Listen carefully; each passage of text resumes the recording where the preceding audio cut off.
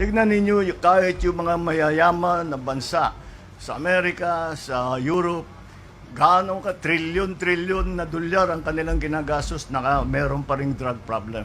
Kaya tayo, ganun din, wala tayong mga ibang pwedeng gawin kung hindi sige lang ng sige, just keep going, just keep going. Ang kapulisan naman natin is nasanay na rin sila at alam na rin nila kung paano ang sistema kung minsan. Kaya ino-operate, basta we just keep operating and keep gathering intelligence, and that's the key to bringing down the drug the activities of the drug syndicates dito sa Pilipinas. Babalan nyo, sir, sa mga drug syndicate. Ano? Yung babalan nyo po sa mga drug syndicate na hindi tumitigil sa kanilang ano. Hindi ako bahala kayo sa ginagawa niyo, basta tuloy-tuloy lang kami. Aabutan din namin kayo. Maliit lang ang Pilipinas.